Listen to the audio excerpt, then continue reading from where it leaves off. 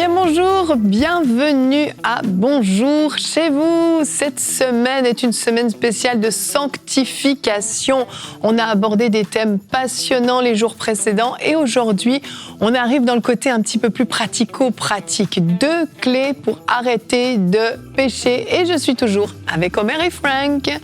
Hello messieurs. Bonjour. Dream Team, Evelyne. Tu viens de te réveiller? Ouais, j'ai regardé quelque chose et là, j'étais plus là. Captivé. Et là, je suis revenu, Evelyne. T'es revenu? Clé numéro 1.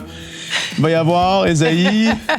Oh, vas-y, Evelyne. Un petit peu tôt. Un tout petit peu tôt, si tu me permets. J'ai une longue pensée aujourd'hui. Très longue. Elle était déjà longue, celle d'il y a 2 jours de mémoire. Ouais. 8 minutes 42. Ah là là.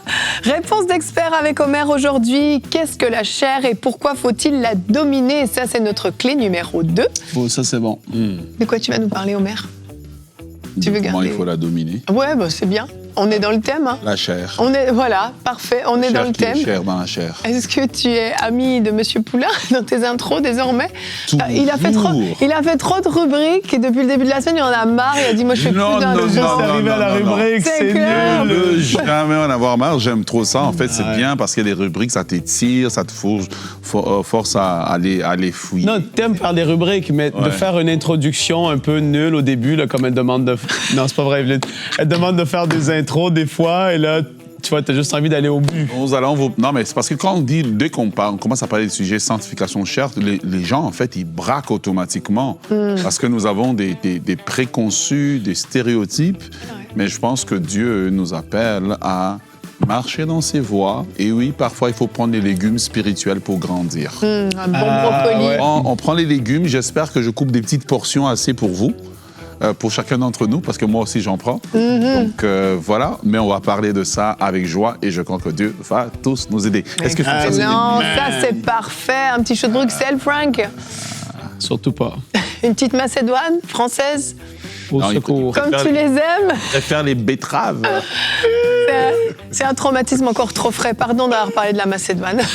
Ça fait 7 ans. Ça fait 7 ans, mais c'est encore bien frais. Allez, avant de commencer avec la clé numéro 1 que Frank nous présentera, j'aimerais vous lire le témoignage de Stéphie de Belgique. Vous allez voir ce qu'elle a vécu. Elle nous dit qu'elle a été élevée dans un foyer chrétien. Elle dit « Je me suis éloignée de Dieu à l'adolescence. Malheureusement, ça arrive trop souvent. » Il y a peu, Dieu a mis sur mon chemin une collègue lumineuse. Elle a évoqué sa foi et m'a donné envie de me rendre dans son église. Le dimanche suivant, j'ai participé au culte avec elle. À la fin, on m'a parlé de la préparation au baptême. Ce n'était pas une option pour moi car je pensais ne pas être digne. Ça fait écho un petit peu aux émissions qu'on a déjà fait. Elle dit « J'ai commencé à lire la Bible, mais il s'est passé quelque chose le jour de Vendredi Saint. Vendredi Saint, j'ai dit au Seigneur que j'avais besoin qu'il me parle concrètement. Le soir même, je faisais la prière du salut lors de l'émission du vendredi 3 avril 2026. Vous vous souvenez, c'était un spécial de prière inspirée. Le Saint-Esprit est entré dans mon cœur. Après ça, j'étais déterminée à prendre mon baptême. Elle a été baptisée le 11 avril. Ça s'est passé très, très vite. Merci Seigneur. Le 11 avril 2026, elle dit « Mon père a été tellement heureux. » Elle parle de son papa biologique. Il priait depuis des années. Gloire à Jésus-Christ. Et c'est peut-être un encouragement pour un parent, d'ailleurs, qui nous écoute. C'est clair. Et merci beaucoup, Stéphie, parce que Stéphie également est partenaire. Allez, Frank, je te laisse la parole après cette belle introduction de Stéphie pour voir notre clé numéro 1 pour arrêter de pécher.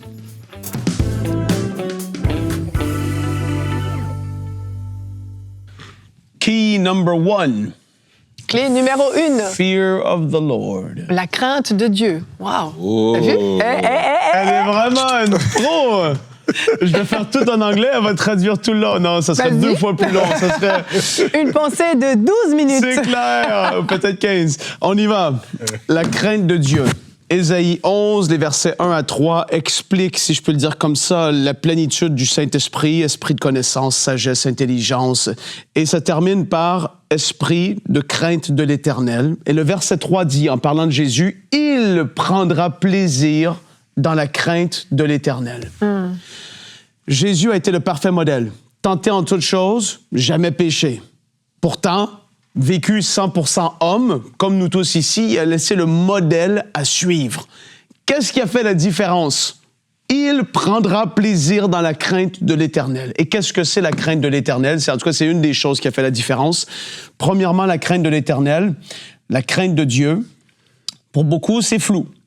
Je vais parler de 3 choses qui décrivent la crainte de Dieu. Premièrement, c'est une révérence. C'est beaucoup plus supérieur que le simple respect. Une révérence, c'est quelque chose, c'est wow, la révérence de qui il est. Pensez une seconde à la grandeur de qui est Dieu. Et oui, on est ses enfants, mais on peut se familiariser à quelque part avec sa grandeur, avec qui il est, je veux dire, c'est nous qui avons tout obtenu. C'est nous qui avons obtenu la grâce de pouvoir être pardonnés, de pouvoir être libérés de nos péchés. C'est à cause de sa grandeur, de son amour et de qui il est. Donc, quand tu as la crainte de Dieu, il y a une révérence de qui il est. Je dis, Dieu! On peut l'appeler Père, mais je veux pas perdre cette révérence. Deuxièmement, c'est le sens d'être frappé de stupeur, de « wow », être ébahi de sa grandeur, de qui il est. C'est un effet tellement énorme. Tu te dis, mais je marche dans la crainte de Dieu, je suis « wow ». Et troisièmement, c'est la crainte de Dieu. Parce que oui, il est ton Père céleste, comme je l'ai dit, mais il reste Dieu. Jésus a dit, ne craignez pas ceux qui peuvent détruire le corps seulement, craignez celui qui a la puissance de détruire l'âme et l'esprit. Tu te dis, mais je veux pas prendre à la légère qui est Dieu. Oui. Et même s'il est mon Père céleste et que je m'approche de lui avec un cœur de joie, un cœur d'enfant, je garde cette notion-là de qui il est. Et donc ça, c'est la crainte de Dieu. C'est cette notion de... le Créateur de toutes choses est celui qui a le pouvoir de juger et de condamner une personne à la perdition éternelle. Wow! Maintenant, comment savoir si la crainte de Dieu a disparu ou est en train de diminuer? Premièrement, Ésaïe 29:13 nous le montre, j'ai pas le temps de le lire, mais un cœur qui s'éloigne ou qui s'endurcit de Dieu, vis-à-vis de Dieu, c'est une manifestation, un symptôme du manque de la crainte du Seigneur qui est en train de se familiariser. Tu es en train de peu à peu, tu t'éloignes des choses de Dieu. Tu parles moins de lui. Tu as moins cette envie d'être dans sa présence. Tu cherches moins à lui plaire. Tu es moins... Tout ça, il y a une forme de crainte de Dieu qui est en train de diminuer. Deuxièmement, il va y avoir une légèreté ou même un mépris concernant les choses spirituelles. Les fils d'Élie méprisaient Dieu. 1 Samuel 2, les versets 12 à 17 en parlent, mais je parle du verset 17. Ces jeunes gens se rendaient coupables d'un très grand péché devant l'Éternel parce qu'ils traitaient avec mépris les offrandes faites à l'Éternel. Puis entre eux, les fils d'Élie, ils devaient dire, ben non, on est les fils d'Élie, on est des sacrificateurs, ça va Dieu, ben non, il va comprendre, hey, il est Dieu! Amen. Il est Dieu! Et ici, ils se rendaient même pas compte qu'ils étaient en train de commettre un très grand péché. La Bible dit pas un péché, un très grand péché. Tu te dis, wow! Tu commences à mépriser et à te familiariser avec des choses qui sont saintes. La crainte de Dieu, par contre, lorsqu'elle est manifestée, elle va amener de l'ordre dans la vie d'une personne, va amener une consécration plus profonde, elle va amener ce que Omer a traité hier d'une très, très belle manière, cette séparation avec les choses de ce monde. Bien qu'on soit dans le monde, on est séparé de plus en plus de ces choses qui sont dans le monde. Ça va même, et la crainte de Dieu, ça va amener une augmentation dans tous les niveaux dans la vie d'une personne. Le psaume 34, les versets 9 à 11, dit « Goûtez et voyez combien l'Éternel est bon, heureux l'homme qui cherche refuge en lui. Craignez l'Éternel, vous ses saints, car rien ne manque à ceux qui le craignent. La crainte de Dieu, lorsque c'est dans ta vie, va amener ça. Ça va amener aux chaînes du péché d'être brisées. Le Proverbe 14, 27, « La crainte de l'Éternel est une source de vie, pour détourner des pièges de la mort. » Le fait de craindre Dieu dans ton cœur va amener ce désir et cette capacité davantage de détourner des pièges de la mort qui sont le péché. Ça va amener une relation beaucoup plus profonde et saine avec Jésus. C'est complètement autre chose. Psaume 25, vous irez les lire, 12 à 14. Philippiens 2, 12. Alors qu'on est en train de grandir dans la crainte de Dieu, je termine avec ce passage, Philippiens 2, 12. Ainsi, mes bien-aimés, vous qui avez toujours obéi, non seulement quand j'étais présent, mais bien plus encore, maintenant que je suis absent, mettez en œuvre votre salut avec crainte et profond respect. Mettez en œuvre votre salut avec crainte et profond respect. Je prie vraiment que la crainte de Dieu puisse être notre partage à nous tous parce qu'on s'inclut. C'est pas parce que tu es prédicateur des nations, mon ami, si tu suis, tu es pasteur, tu es chantre, tu es quelqu'un dans l'Église, un diacre, un ancien, un docteur, que la crainte de Dieu, un titre ne t'enlève pas du fait de devoir craindre Dieu et de marcher dans cette crainte. Et je prie qu'on ne perde jamais cette notion de la crainte de Dieu qui nous garde sur le chemin resserré, ce chemin qui est pas populaire. Mais la crainte de Dieu n'est pas assez prêchée aujourd'hui, les amis. Il y a une liberté de plus en plus qui est là dans la vie des gens parce qu'on se dit, ben non, il est mon ami. Il va comprendre quand je vais être devant lui. Non, les fils d'Élie se sont trompés, mais vraiment. Ah, oui. Et j'aurais pas voulu être à leur place. Que la familiarité et le mépris de ces choses soient loin de nous, vraiment. Amen. Qu'est-ce que le Seigneur doit nous aider? Charles Spurgeon a dit, « Celui qui craint Dieu n'a rien d'autre à craindre. » C'est tellement vrai. Celui qui craint Dieu n'a rien d'autre à craindre. C'est vrai. C'est tellement vrai. La crainte de Dieu, c'est un indispensable dans la vie des chrétiens. En fait, si tu n'as pas la crainte de Dieu en toi, qu'est-ce qui va te garder? C'est vraiment un garde-fou.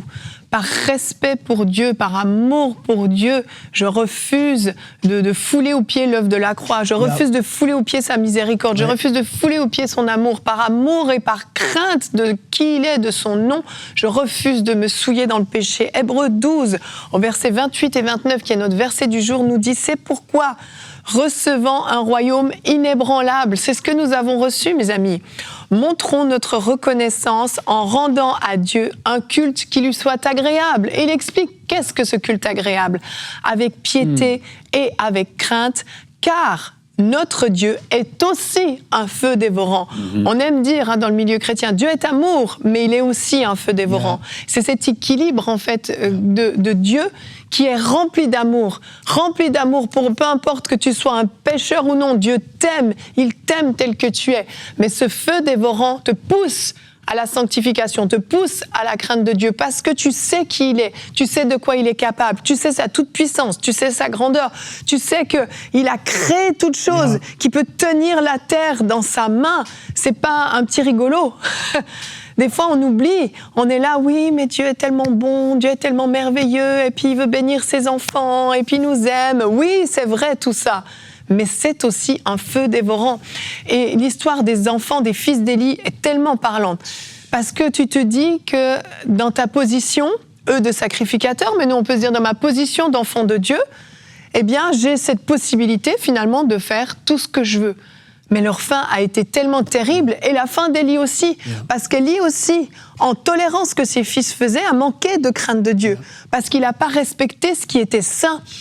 C'est terrible, c'était le lieu où on venait apporter nos offrandes. Ils se permettaient des choses abominables. Et ce que les fils d'Élie ont fait, malheureusement, on le retrouve encore aujourd'hui dans l'Église.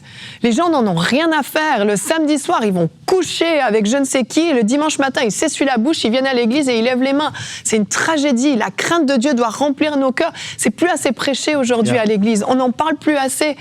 C'est pas populaire comme thème, c'est sûr. C'est pas waouh, je sens pas le feu de Dieu qui brûle en moi quand je parle de la crainte de Dieu. Non, je ressens au contraire ce profond désir de m'incliner, de me prosterner devant Dieu et de dire ah Seigneur, mais que je puisse t'être agréable. Aide-moi à t'être agréable. Et la deuxième clé dont va parler Omer maintenant va vous aider. Lorsque la crainte de Dieu est là, vous avez une autre chose que vous devez faire, ça va être de dominer, de maîtriser votre chair, parce que la chair a des désirs contraires à ceux de l'esprit. Et je laisse la place maintenant à Omer.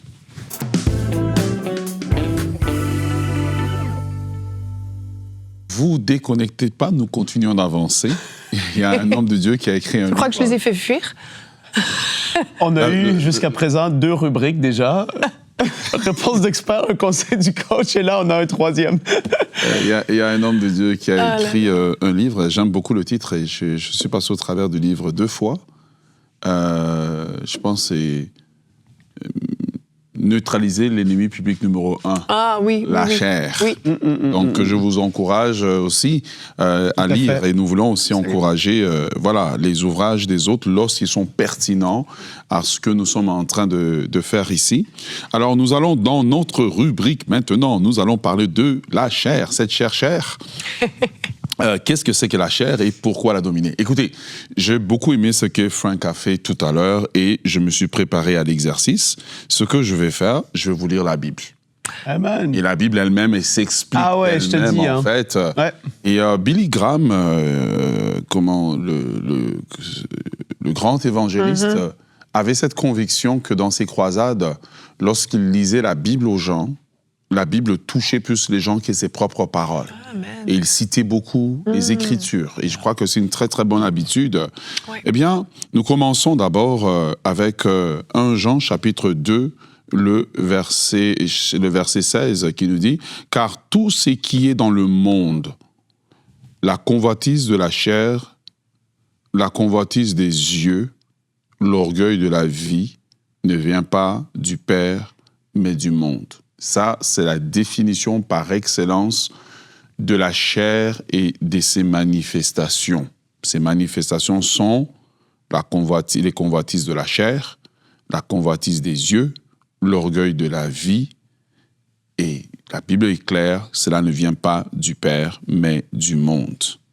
Continuons un peu et regardons ici. Galates, chapitre 5, verset 17, pour aller jusqu'au verset 24, il dit « Car la chair a des désirs contraires à ceux de l'esprit, et l'esprit en a des contraires à ceux de la chair. Ils sont opposés entre eux, afin que vous ne fassiez point ce que vous voudriez. »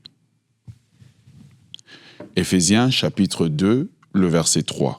« Nous tous aussi, nous étions de leur nombre, et nous vivions autrefois selon la convoitise de notre chair, en accomplissant la volonté de la chair et de nos pensées, et nous étions par nature enfants de colère comme les autres. » Yeah. Paul ne le dit pas aux gens qui sont au marché, il dit aux gens qui sont dans l'Église. Je vais continuer, et dans un moment, je vais atterrir là où je voudrais atterrir avec vous. Tite, chapitre 3, le verset 3. « Car nous aussi, nous étions autrefois insensés, désobéissants, égarés, asservis à toute espèce de convoitise. » Regardez comment ça revient, c'est les mêmes mots. « Asservis à toutes sortes de convoitises, de volupté, et vivant selon la méchanceté et dans l'envie, dignes d'être haïs et nous haïssant les uns les autres. » 1 Pierre, chapitre 2, le verset 11. « Bien-aimés, je vous exhorte comme étrangers et voyageurs sur la terre à vous abstenir des convoitises charnelles. » Qu'est-ce qu'elles font? Qui font la guerre à l'âme.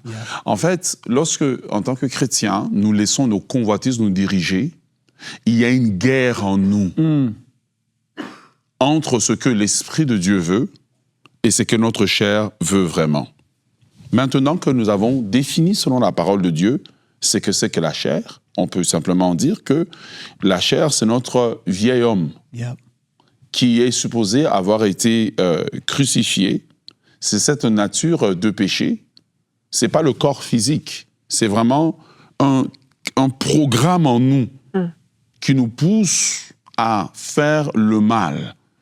Que naturellement, notre cœur est poussé à convoiter la femme du voisin, à médire sur les gens, à mentir. C'est dans la nature humaine.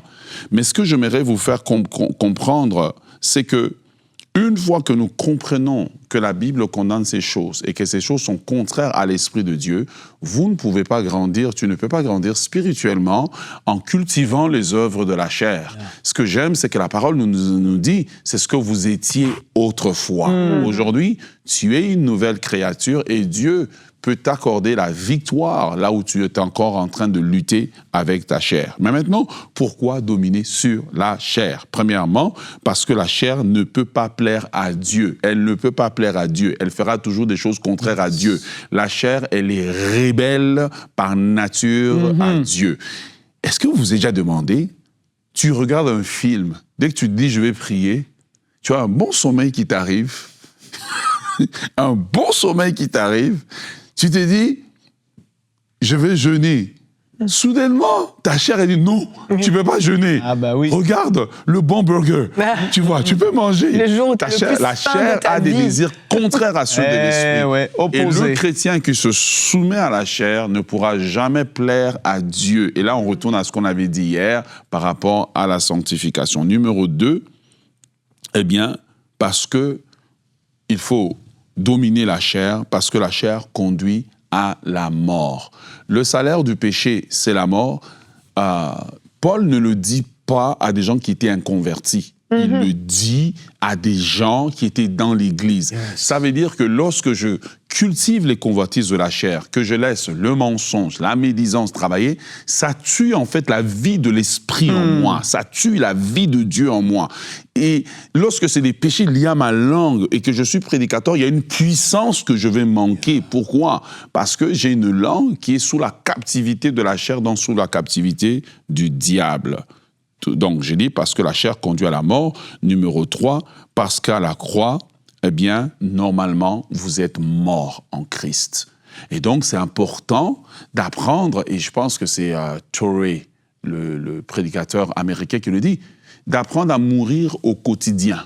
Watchman Nee le dit, il dit de nous regarder comme constamment comme étant morts en Christ. Si on ne le fait pas, on ne meurt pas au quotidien à nos convoitises, à nos désirs charnels, etc., et qu'on les laisse nous gouverner. Et la question, c'est, je crois que dans le livre, justement, l'ennemi public numéro 1, il y a la belle allégorie, c'est qui tient le volant de ta vie? Est-ce que c'est ta convoitise ou c'est toi? Parce que quiconque tient le volant te dirige dans la direction qu'il veut. Et donc, il y a un programme qui est en nous, c'est le programme de la chair qui veut accomplir sa volonté et le programme de Dieu qui veut accomplir la volonté de Dieu. Et pour pouvoir le vaincre, pour dominer la chair, il faut apprendre à mourir quotidiennement. Numéro 4, parce que sans cela, eh bien, l'esprit ne peut pas opérer librement. Parfois, on dit, on veut un réveil dans l'église, etc. On ne voit pas l'opération des dons spirituels. Les dons spirituels, ils sont là. Mais parfois, ils sont embourbés dans la chair. Je veux dire, Dieu te donne le don de vision, mais toi, ta vision, c'est les sœurs. Tu ne pourras pas voir clair. Ta vision, c'est tu regardes des films d'horreur, tu ne pourras pas. Pourquoi? Parce que les dons sont maintenant, parfois le don, il est là, mais il est souillé maintenant et il ne peut pas produire quelque chose qui est bon. Donc, non seulement se regarder comme étant mort, mais en même temps, il faut pouvoir le faire parce que ça permet à l'Esprit de Dieu. Au plus je meurs dans un domaine de ma vie, au plus l'Esprit de Dieu la vie de Dieu va jaillir, l'Esprit de Dieu va prendre le contrôle. Et la question ici, c'est qui contrôle? Ma question, c'est pas si tu parles en langue, c'est pas si tu vas à l'église, c'est pas si tu prophétises. La question, c'est qui contrôle tes appétits, tes appétits sexuels, tes appétits du regard, tes appétits d'être apprécié, tes appétits d'être vu, tes appétits d'être connu. Qui contrôle? Est-ce que c'est la chair ou c'est l'Esprit de Dieu? Numéro 5, parce que la chair va saboter l'œuvre de l'Esprit de Dieu en vous. Et vous serez étonnés, combien de fois on n'a pas vu quelqu'un de grand finir un bon message sur une estrade. La foule a applaudi pour que le lendemain, on apprenne que il était, après la réunion, il a fini dans un bar, il a fini avec une prostituée, etc. Parfois, on pense que parce qu'on a l'onction, que cela annule la chair. Mais en fait, un homme de Dieu le disait avec raison, il disait, l'onction amplifie tout. Donc, quand ta chair n'est pas dominée là, quand tu auras fini, c'est comme un athlète qui a couru, tu auras comme ce qu'on appelle en anglais un craving. Quand tu as eu un moment émotionnel fort dans l'esprit, maintenant, quand le voile se levait, mais maintenant, si tu n'y as pas l'Esprit de Dieu qui a fait un travail en toi, tu vas vouloir remplacer ce vide que tu ressens par ce que j'appelle de la malbouffe spirituelle qui sont nos convoitises, nos désirs, etc. Et si tu es quelqu'un que Dieu a élevé, que Dieu est en train d'utiliser, la chose qui va t'arriver, c'est que maintenant tu as accès à beaucoup, tu as accès à l'argent, tu as accès aux honneurs, etc. Et donc tu vas maintenant pervertir ton enseignement ou des versets bibliques, les tordre, pour pouvoir obtenir ce que tu veux. Et je prie que Dieu fasse ce travail. Et ce travail, Dieu doit le faire en nous, quand nous sommes sincères avec lui. Personne ne peut vaincre les œuvres de la chair s'il ne peut pas avouer sa faiblesse. Pour dire, Seigneur, dans tel domaine, j'ai une faiblesse. Et parfois, cette faiblesse que tu as, c'est pas seulement toi, c'est une faiblesse que vous avez peut-être même dans la famille. Et c'est quelque chose que tu as hérité, en fait. C'est ce qu'on appelle les iniquités de famille. Donc, une iniquité, ça veut dire que c'est un penchant que tu as naturellement. Et ce penchant naturellement, il y a des gens, il a un penchant naturel pour voilà, la bourse des gens. Tu vois, il ne vole pas, mais il est penché, comme la tour de Pise, quoi. Il est penché. L'image est géniale. Je n'avais jamais entendu ça. Il est penché. Bon, continuons. Numéro 6. Numéro 6, tu dois dominer la chair parce que la chair n'héritera pas le royaume de Dieu. Et un jour, dans l'éternité, on va regarder ce que nous avons convoité et ce que nos convoitises nous ont fait rater. Dans chaque domaine où la chair domine, c'est un domaine dans lequel tu perds dans le royaume de Dieu. Et Dieu veut que tu puisses dominer la chair. Et 7e raison, je termine par là, si vous ne dominez pas la chair, elle vous dominera. En fait, vous êtes en guerre. Et pour soumettre votre chair, vous devez aller auprès de Dieu. Vous devez avoir une vie de prière, une vie de jeûne personnel. En fait, des disciplines spirituelles que vous avez établies et des routines que vous avez établies. Aujourd'hui, beaucoup de gens, comment ils sont souillés? Ils sont souillés par beaucoup d'images qu'ils voient sur les réseaux sociaux et des vidéos qu'ils vont regarder à gauche, à droite. Il y a comme un film que tu vas regarder sur Novelas. Mais ce que tu comprends pas, c'est que Satan commencera toujours par le soft, par ce que tu peux accepter. Ah, mais c'est juste un film d'amour, oui, mais c'est pas sa femme. Mais tu es en train de regarder ça. Et toi, tu as déjà un penchant. Ta tour de Pise, elle penche vers l'impudicité. Et tu es en train de regarder ça. Mais qu'est-ce que tu penses que tu vas faire? Mais la tour, elle va tomber. Bon, je m'arrête là aujourd'hui. Merci, Omer. S'arrête sur la tour. Merci, c'est clair. On va rester sur l'image de la tour. On a fait le tour de la tour. Sois droit.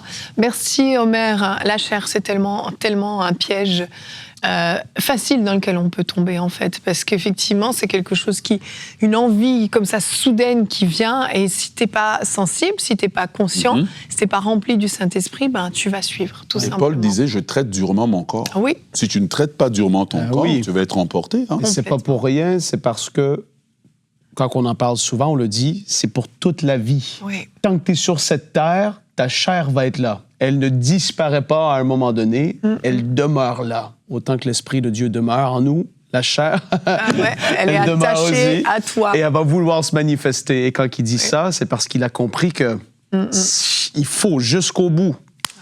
Et comme un lion dans les buissons, la chair, elle va attendre juste le meilleur moment. OK, maintenant c'est le bon moment, elle va apparaître et c'est fini.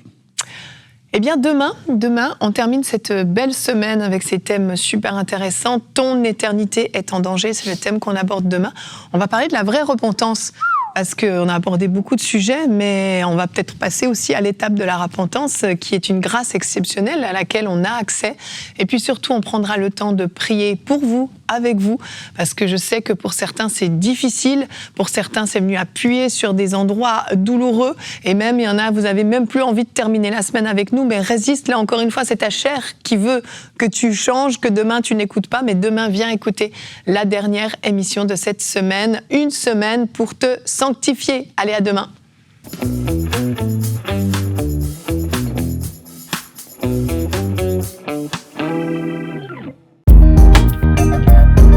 Merci à tous nos précieux partenaires, grâce auxquels cette émission a pu être réalisée.